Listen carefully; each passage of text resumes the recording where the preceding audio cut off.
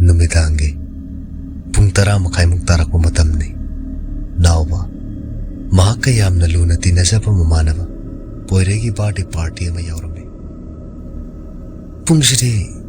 Ayaurami na tawishidi Ayamuk sana patoroge bai Lam naga lam lapane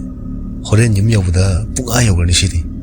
Haina naubana Poireda hairami Aruda poirena Kaino Hojipu suk tingla kansida Yum halage hairani nangu Lek roko ino ngasidi Haying ewa ta halo Mi Rosan hoy Denelo isu Loini leka doni Ngasidi lero iki Noma Matang cawa madamu Pajana legi Ngasidi Kara farak tarani ba Kaino Nangisibu Khoi gyumse kara Thiye kaya naga Lekning tripa kaya durawa Taunu tumba ko Pishak pi ngay tagi Tidaraga Haina Porina noki hairami Ada naubana Natte nangsu Kaya din untung po Adu buwani kaya na Khoi ne Dugumuga karibata kanjaba laiti ko Lekpado Aini hena lekning ini Ada ne Haying ayu mata tabuk sakadabdo Adu da farak tawa iwan Oh fari Nang nasu tabak lay haibani na Ay nasu namdana Lekhan badi ngamdri ne ko Salo Ado Gari ka to fajan tau ko Amu But nunga Buting nani Si chat kiwa ilam bije Karadi Haina badi ko Yare oza Amuk khaibira anu Nanay ne Chasagarake Amuk ne Matang sawa madamuk pulasi Hairam laga Nauba Poiregi yum dagi thorak laga Mahaki baida tu Thauduna laglamni Asum tauduna nauba Lamha ngakto oiba misu kaya sataba Lambi yamada Yausila ame Nauba na gari ado Asum thauna Wakalda Lambi yasidi Ayuk nungzindana Karabu pai Nibu kharasali Nungdang sidadi Kanambu satini taurisi Mafam sisu karino May thanbina ba Mi kamta laitrabara khangdi Ama pawai thanbiti taurisi Mamnaga mammane Minaga kanam hik chattabane Kibu kishala ira taurisi Asum taudana Naubana wakal khanna Gari adu asum thorak pa asida Khanghaudana nusid asaba ma Nauba tamna sisila ame Hais Karino Intam thagi Ingraba matam asidabu Karumdagi nusid asaba nune Haiduna Masinda murum solingai ki tanja aduda Mahaki gari ado Lambi maya aduda Lepkirame Karino tanja asida Gari sina musala isina Haiduna naubana Gari dubu start tauna pa hanjin honarame Adubu gari ado di Start ahoy ba sugya mo gyaramde As Aidi onthona tandori da taurisi Matam sinaga thingsil lapane Lam sinaga maru ama Lamda amu oibane Gari sisuba ko Matang di onthona sakit taurisi Aina haide Mutni mulasu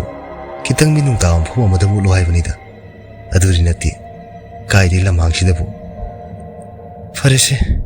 Upai liti Illage ekte satpa haiduni Laibakte asuna gari Yarakanu tamna mabu Ainaro Haiduna naubana Gari adu Inba horaklami Naubana asum Gari adu illaga laku matam masida Mahaki maningda kanagumma mihoy amana Inarakpagi mawongda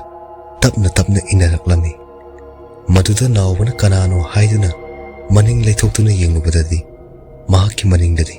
Kanasu leiramde Naubana yengthoklubada Kanasu leiramdaba adudadi Naubagi masamana ado Sapsap yungkre Adudagi naubana kanna lauraga Mahaki gari ado Laichabi thakai induna Sienboi kaiboi laklami Asum taudana Naubana mahaki gari ado Kanna ilakpuna maram oiraga Mahakna taramba mahaki maningda Niyoy amana inarakpagi makhona do Takiramdre Aduga mahakna asum yenglakpada Lamhang aduda yum ama laibado Uraklami Ay Yung gayawa ngamaroida taurisi Aada lariba Yung asidi hekta nga sinumagi changjafam lauraga lairage Hairaduna Yung adu tamna changsilami Aduga yung adugi thong adugu thiladuna Ho yung sibu kana laibage Tabi bro Yung sibu kana laibage thong se mukta hang tu piu ba tanja atuda yum manung dagi yam ahan oiraba hanubi amagi makhonda ho kanano asuk thenglaba matam asida bo haiduna thong ado tuklami adu kari matangi oirabano ibungo aigi yum sida asuk thenglaba kansi lakpadi abo aise imanabki yumda birthday party ma yaurubane ada halakpada aigi kari se yakidre ada aigi yumse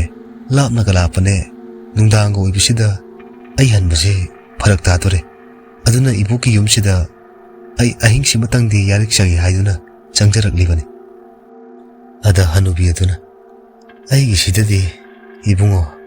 kaya nuai to bo mantre ne nang mafam ma yekbana phanida haiduna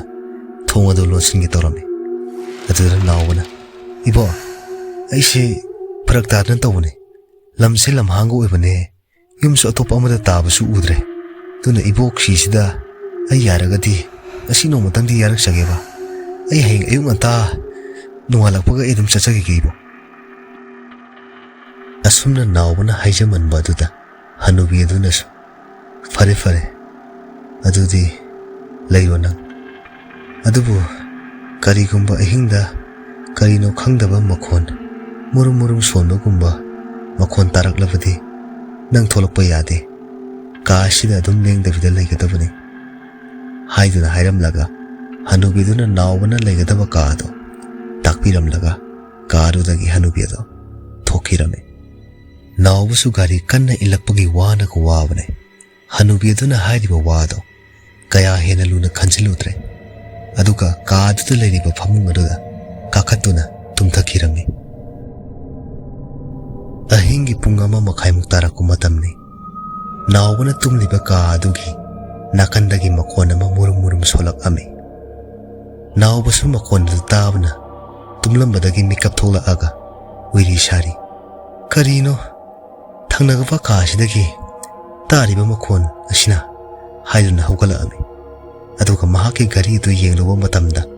pungama makhai muktaraga leirami aduda nawbana karino ne asuk thenglaba kansidabu kanagano hanubi sina wari sanarisina magi sibu phone da wari sariba kaidurane natraga kanaga wari saribano aina ngasai changlakpudadi kana suleiba ukideda haidura masinda murum solami aduga ngasai hanubi aduna hairakiba wahi singado ningsingla ami ngasai hanubi sina hairakpudubu karino khangdaba makhonna tarabasu tholokpa yade haibniko adubu aibu kanagano wari saribasi amuktangni yeningkreda hoida kari oiramdoino kanana khangmano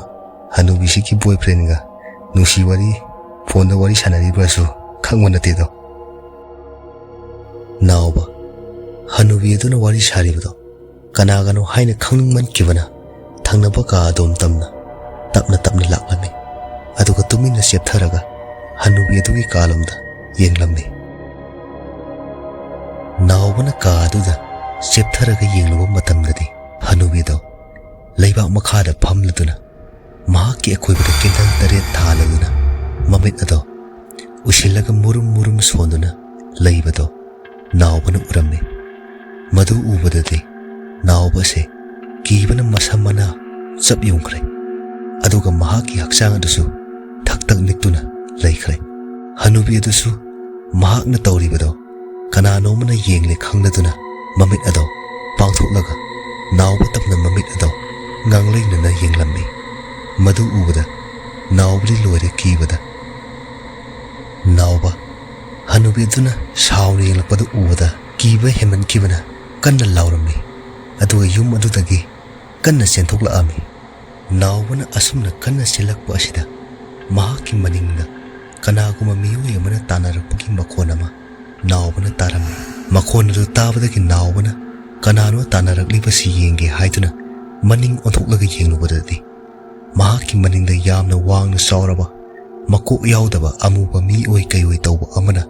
mahakpu tanarakpado nawbana urammi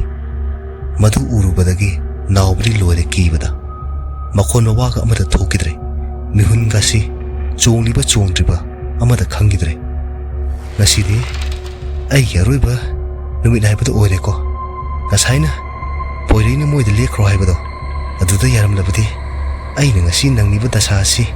nanglamoi ko haiduna asum masinda murum sonuna nauba chelammi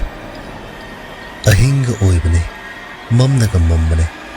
nauba lambi aduda masa matomda khudi thisinduna tusillammi adudagi ngasai mahakpu tanarakpa makok yaudaba amuba asawa mi oi kai oi tawbadusu naubagi manakta asum sangsila ame maduda nawana mami chena usilaga helamdam sipu koliba ibudo ibendo nasagi thawai sidadi amukta kanbiu nasase mira kaina khangdaba asina aigi thawai se soina lawkiba tare nasagi thawai sidadi amukta kanbiu haiduna thamoida setna khoiram lammi madudagidi auto ma nawbugi maikai tamna thausilakpado nawbana urami auto adu thausilakpadagi ngasai makok yaudaba amuba mira kairo khangdaba adusu mangkhirami madu ubadagi nawbana sor sangna hontoklaga ibudo ibendo wanina ibu kanbire haiduna masinda solami aduga auto adubu khamladuna auto aduda kakhalami aduga auto driver aduda mangona thengnarakkiba wari mayamado amamukta lirami aduga mahak yamna kire yumbauta thinbiuba haiduna auto driver aduda haijirami maduda auto driver dunasu mahakku mayum phauba thinbiraklami mayam mata asida ngasigidi horror story ase loisinjare mayamna video asu nungai bi taragade like subscribe amani share tawsinbiro